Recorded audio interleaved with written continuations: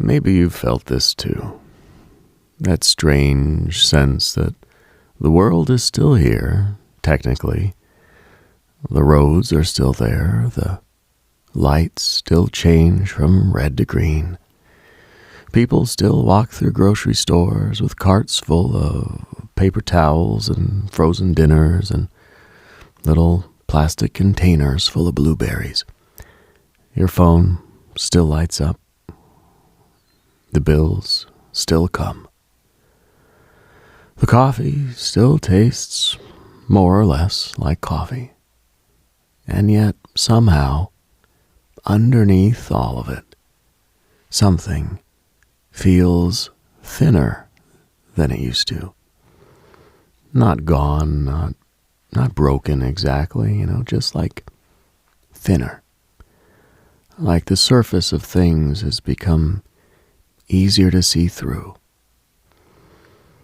Like reality used to have more weight to it, or something, more texture, more ceremony.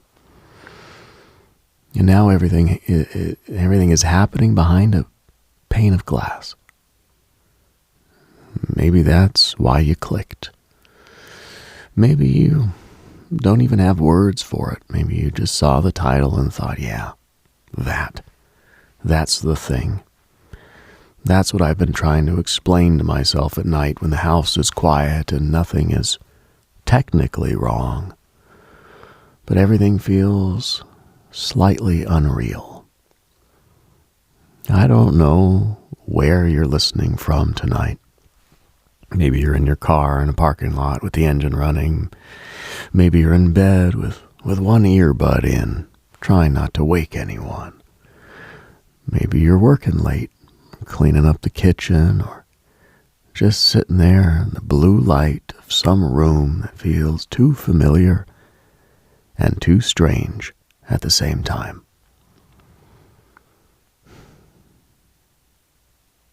But if you're still here, there is probably a reason. In a world full of noise, trust the signal. If you're hearing this, you've already found it. This is Dove and Serpent Radio. Stay with me. There's a feeling people have been carrying lately, and I don't think it's just simple sadness.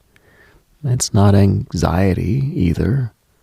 It's something quieter than that, more difficult to name.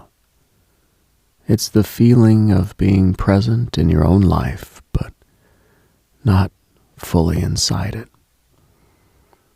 Like some part of you is watching from a few feet away. You answer messages, you make decisions, you remember passwords, you keep track of appointments. You move through the day with the strange competence of someone who has learned how to function while half absent. And maybe the oddest part is that nobody really notices. People ask how you are, and you say fine, because fine is the socially accepted word for I'm still operational. Maybe you are fine. Maybe nothing dramatic is happening. But sometimes, late at night, you catch yourself looking around and thinking, when did everything start feeling like this? When did conversations become so thin? When did time start sliding instead of passing? When did people become so hard to reach, even when they're right there? I was thinking earlier about how strange it is that we can be more connected than any human beings in history and still feel like we're sending messages into the ocean. We have instant contact with almost everyone we've ever known. We can speak across continents. We can see someone's breakfast, their vacation, their opinion, their grief, their joke, their face, their child, even their living room, their crisis, their new haircut, all inside one glowing rectangle. And somehow the result is not always closeness. Sometimes it feels like standing in a crowd of ghosts who are all trying to prove that they're alive. I don't know, maybe that sounds too dramatic. I don't know. But there are days when the whole thing feels haunted. Not haunted by the dead, but haunted by the living, who are no longer fully present. People answer with little fragments now. A heart, a thumbs up, a laughing face, a sentence with no breath in it. And I do it too. I'm not outside of this. None of us are outside this. And that's the part that makes it so strange.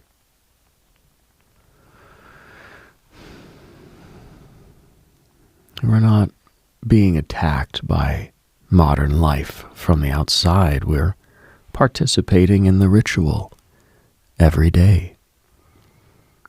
We wake up and touch the glass. We ask the glass what happened while we were sleeping. We ask the glass what the weather is. We ask it what to think about.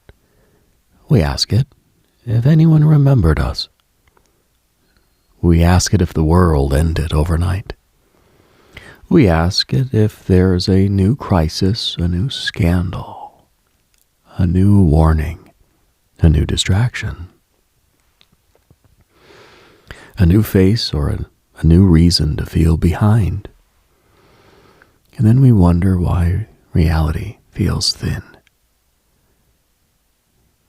There's this old idea. Now, I'm not presenting it as a fact, just as a strange little thought that stayed with me. Some sailors used to believe that fog was not just weather. They treated it almost like a boundary, a place where one world loosened its grip and another world came close. Ships would move through it slowly, bells ringing, voices muffled, the horizon erased. And for a while there's no distance, no shape, nor no forward or backward, just the sound of water, wood, rope, breath, and something unseen. I think modern life has its own kind of fog. Not a natural fog, it's a information fog. A fog made of updates and headlines, notifications, arguments, advertisements, half-read articles, remembered dreams, old songs, strange coincidences, unanswered messages, algorithmic suggestions, financial pressure, bad sleep, the constant feeling you're supposed to be paying attention to something, but you don't know what. And inside that fog, reality does not disappear. It just loses its edge. The day begins before you've entered it. The week ends before you understood it. You look at a photograph from 3 years ago and it feels like a different lifetime, but also kind of feels like last week. You run into someone you used to know and you can almost see the old version of yourself standing beside them, smiling, saying things that you might not say now. And that's another part of it, maybe. The old version of you is still walking around and in other people's memories, but you don't live there anymore. And that's a lonely thing. You might not tell anyone this, but you know the feeling. The people around you may still be responding to a version of you that has quietly disappeared. They expect the old reactions, right? The old availability, the old patience, the old fears. They expect the old mask, and maybe you still perform some of it, because it's easier than explaining that something inside of you has moved on, and it didn't ask permission. Yeah. There's a strange grief in outgrowing yourself. There's no funeral, there's no announcement. No little gathering where people bring casseroles and say, "We're sorry for your loss." You just keep living. You keep wearing the same clothes, using the same name, keep going to the same places, but inside, some former arrangement has ended. And when that happens, the world can feel artificial for a while. Not because the world is fake, but because the part of you that used to make it feel solid is changing. That's the part nobody really tells you. Sometimes reality feels thin because your old self was the only thing giving it thickness. Your routines, your assumptions, your familiar disappointments, your familiar hopes, your familiar roles. They gave the world a kind of weight, didn't they? Even pain can make life feel solid, if it's familiar enough. But when those old inner structures start dissolving, everything can feel strangely weightless. You might look at the same street and feel nothing. You might hear the same song and feel too much.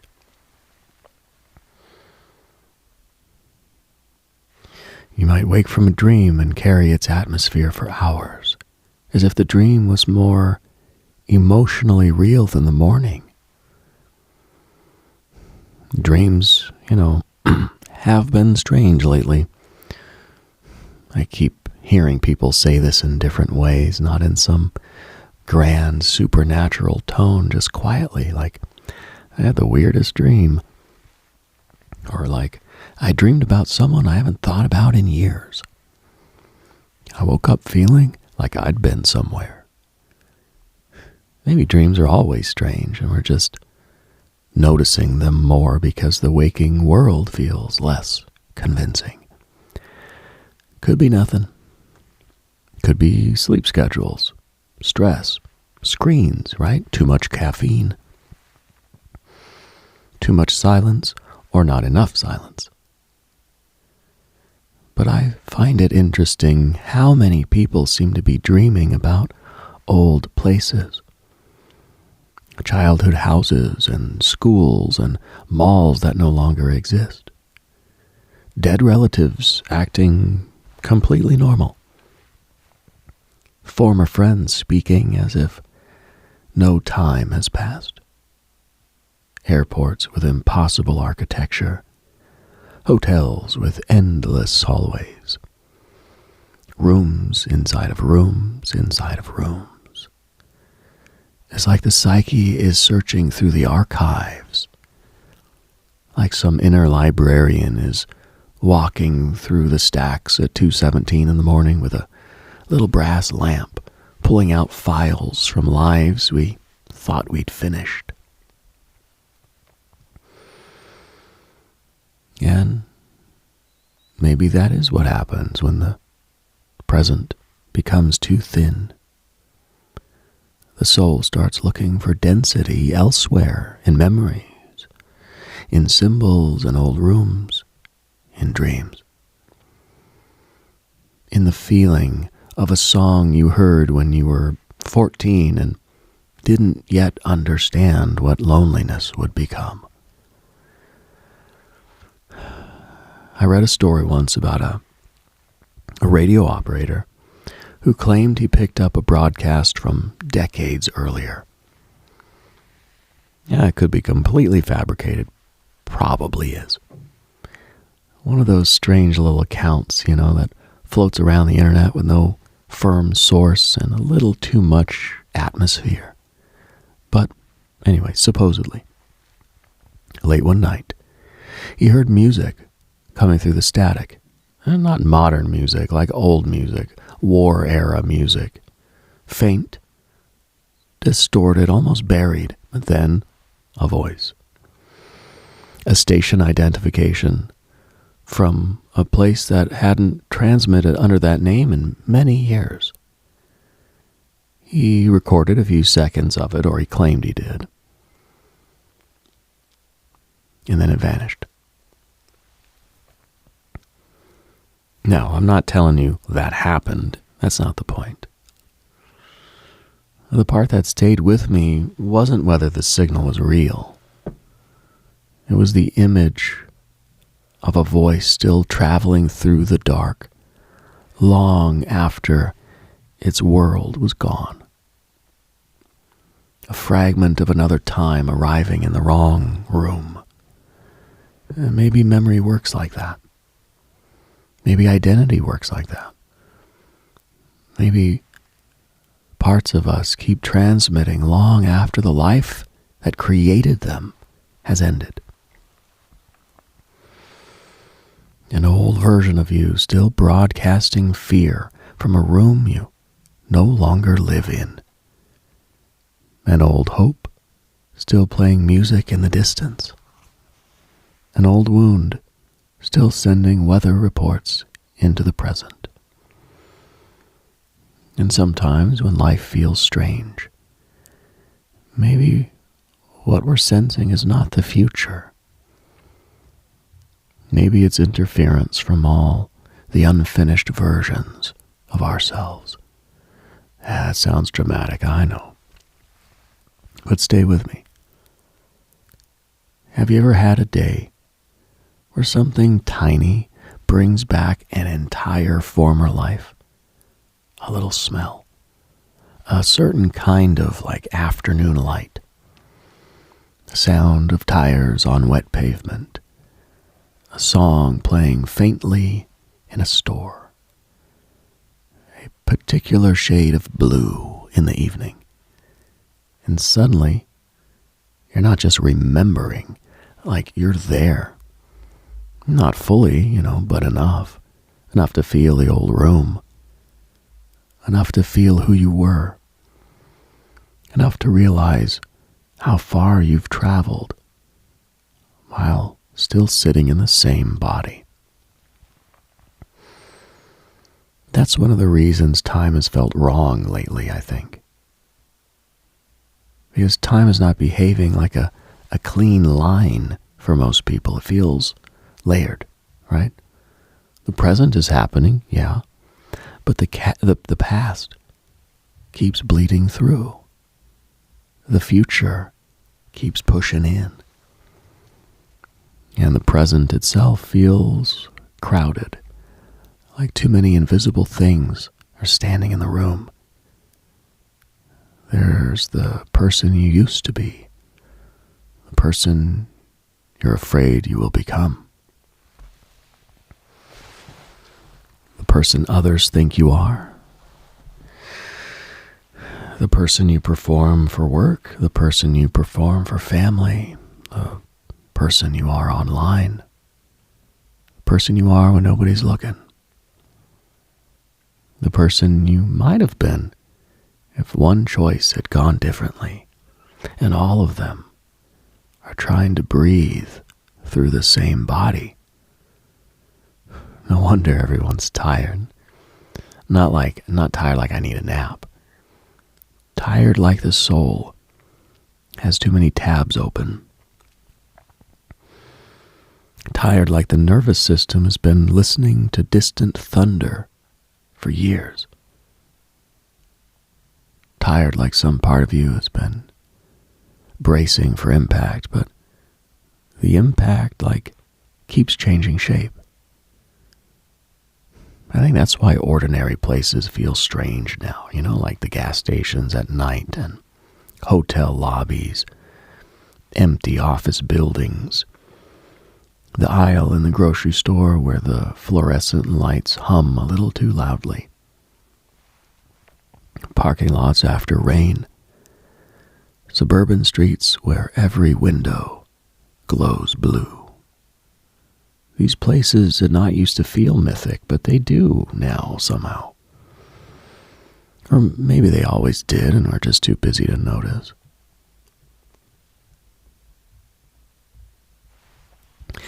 There is something about late capitalism, deep sleep, spiritual hunger, and LED lighting that turns ordinary America into a liminal dreamscape. A vending machine glowing at the end of a dark hallway, and it feels like an oracle if you're lonely enough. A self-checkout voice saying, "Please place item in bagging area," at like 11:43 at night.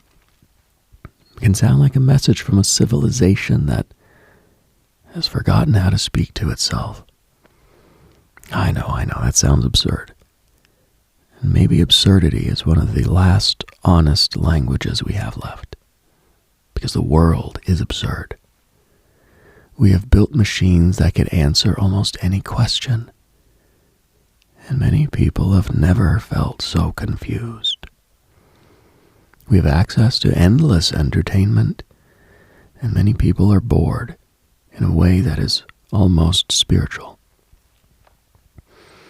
We can broadcast ourselves constantly, and many people feel unseen. We can measure sleep, steps, calories, heart rate, productivity, engagement, retention, conversion, and still have no reliable way of measuring whether someone feels real inside their own life. That is the thinness. Not lack of information, lack of incarnation, lack of being fully here. There is a difference between being informed and being alive. And I think people are starting to feel that difference in their very bones. I think that's why animals have become these cute little anchors for so many people, right? Dogs, cats, birds, deer at the edge of the yard, crows on a telephone wire, a fox crossing the road at night. Animals are still fully inside the world. They don't seem embarrassed by existence. A cat doesn't wonder if the sunbeam is meaningful enough. The crow doesn't need to brand its hunger.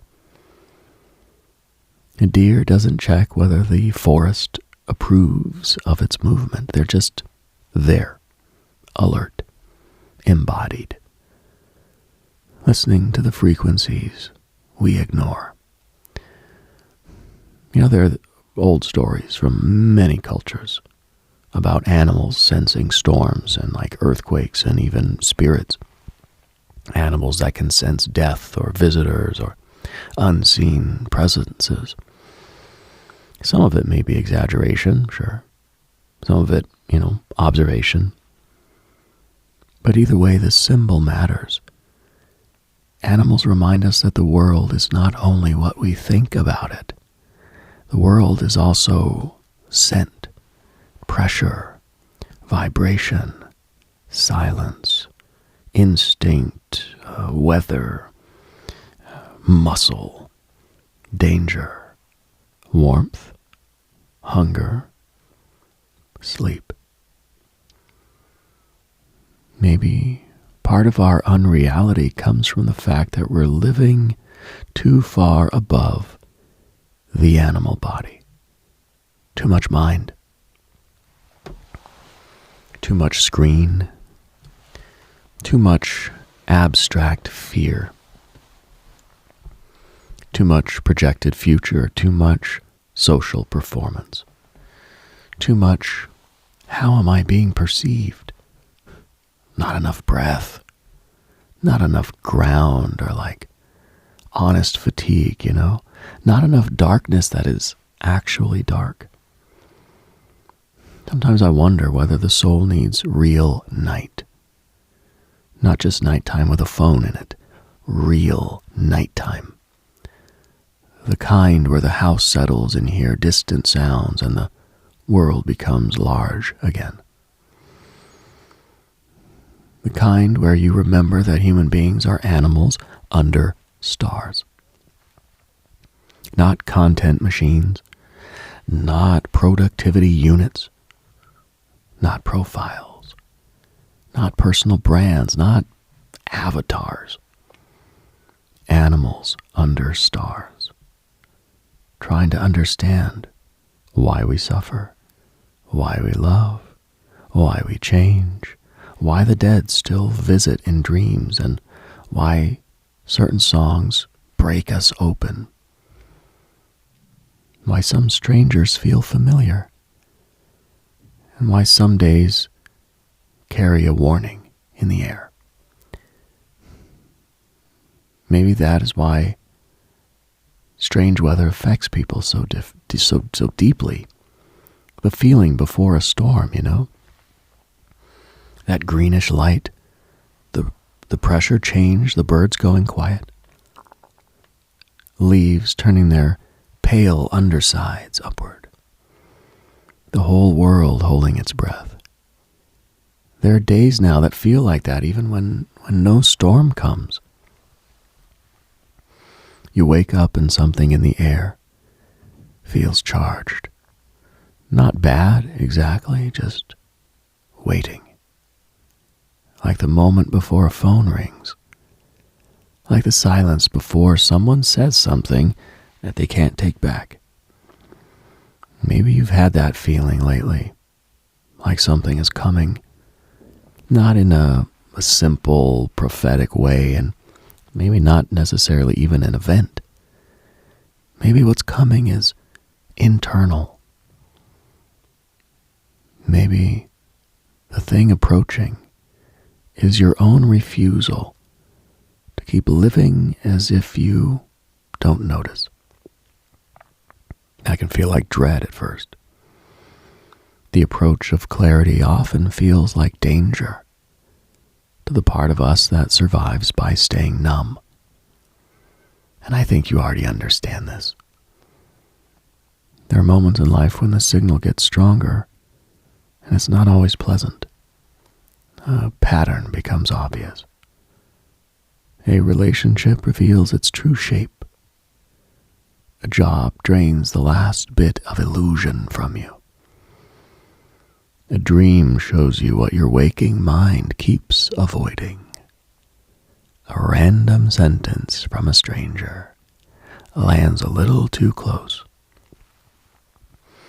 Maybe a song comes on at the wrong time, or maybe the right time. And suddenly you know something that you can't forget. These things don't always announce themselves as transformation. Sometimes they arrive as discomfort, irritation or exhaustion. A sense that you can't go back to normal, even though normal is still expecting you in the morning. That might be the most unsettling part. The world doesn't pause when you change. You can have a private apocalypse on Tuesday night and still have to answer emails on Wednesday. You can feel your entire inner architecture shifting while someone asks if you want a receipt. You can realize that you no longer believe in the life you've been performing. 5 minutes later, you're standing in the cereal aisle, trying to remember what brand you usually buy. Such a comic contrast, right? Kind of tragic, too. But it's human. And I think this is what people mean when they say reality feels artificial now, that nothing is real, that the outer form keeps continuing. after the inner meaning is changed. The old routines remain, like abandoned movie sets. The kitchen, the commute, the passwords, the subscriptions, those little obligations, and the version of you that people expect. All of it is still standing. There's something in you knows the show has changed. I came across a phrase once, ontological shock. And it usually gets used in very strange contexts, right? Like contact with something that completely disrupts your idea of reality. But I think there's smaller versions of it, quieter ones. You don't need to see a craft in the sky or hear a voice from nowhere to experience a break in the old model. Sometimes it happens when you realize you've been living for approval you no longer want. Sometimes it happens when you understand that a dream you chased was not actually yours. Sometimes it happens after grief, or after burnout, after too many years of pretending. Sometimes after nothing at all, at least nothing visible. You just wake up one day and the old spell doesn't work. That's a strange mercy. It's terrifying, but it's merciful. Because a spell breaking can feel like reality thinning. Maybe what's actually thinning is illusion. Maybe the false thickness is wearing away. The borrowed goals, the inherited fears, the compulsive noise. The identities that kept you safe but not alive. And beneath all that, there is something quieter, trying to come through. Not loud, not inspirational, not marketable. Just true. A signal, small maybe, but persistent. That is the word I keep coming back to, the signal. Not because it sounds all mysterious, though it does, but because it implies discernment. The signal is not everything. Most of what comes through is just noise, man. Static. Interference, echo, old programming, other people's urgency. You know, the panic of the crowd, the appetite of the machines. The unresolved broadcasts of your own past. But somewhere in there, beneath the hiss, something real is trying to reach you. And maybe you've been hearing it more lately. Maybe that's why ordinary life feels harder to fully enter. Part of you is tuned elsewhere. Part of you is listening. Part of you is no longer satisfied with noise, even when noise is comfortable. There's a loneliness in that. Because once you start listening for the signal, casual noise becomes much more difficult to tolerate. Small talk feels thin. Performative outrage feels exhausting. Endless scrolling feels like eating smoke. Old distractions don't sedate you the way they used to, and people may not understand why you're quieter. They may think you're being distant. Maybe you are. Not because you stopped caring, because you're trying to hear something beneath the surface. Maybe because the old way of being available to everything was slowly making you disappear. Now, I don't want to turn this into advice. That would ruin it, I think. And I don't know your life. I don't know what you're carrying. I don't know what room you're in, what you lost, or what you're waiting for. I don't know who you miss. I don't know what version of yourself you're trying to forgive, or what future you're secretly afraid to want, but I know this feeling. That late night feeling that something has shifted, and no one sent a memo. The sense that everyone is acting like the world is normal. But normal itself has become strange. That feeling of looking at your own hands and thinking, I'm here, but I'm not here the way I used to be. Maybe you needed someone else to say it first, so I will say it softly. You're not wrong for sensing the thinness. You're not wrong for noticing that time feels strange. And you're not wrong for feeling tired in a way sleep does not fix.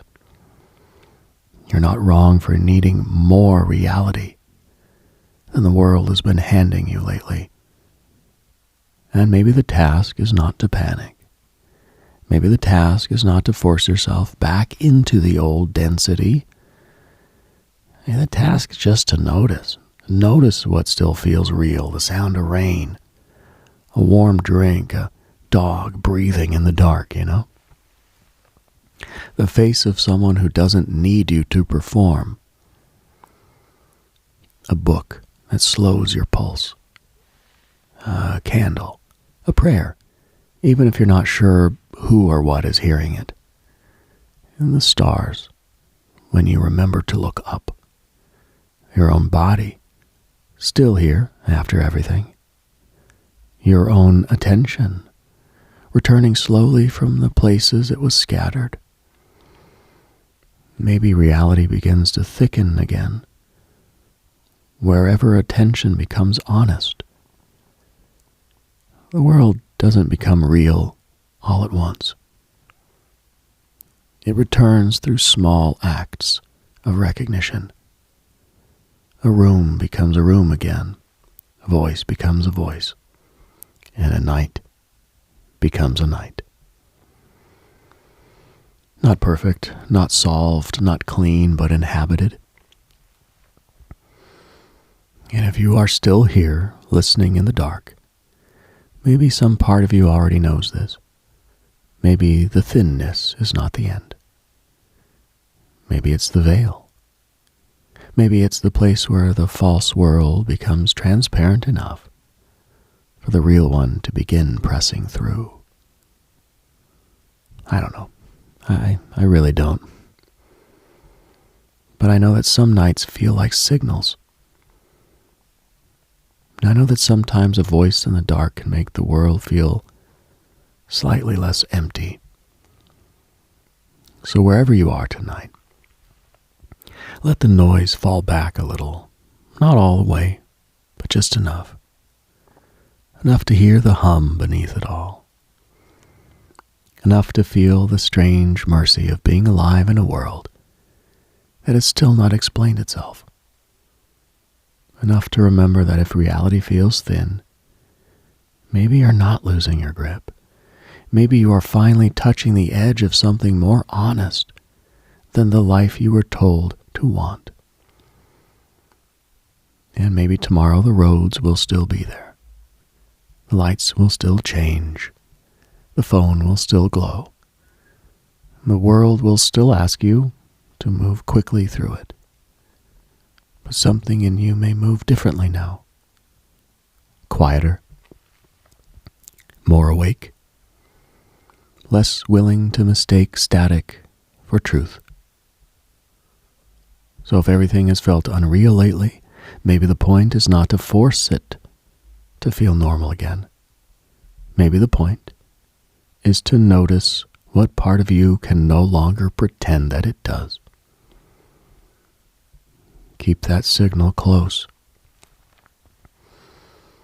You've been listening to Dove and Serpent Radio.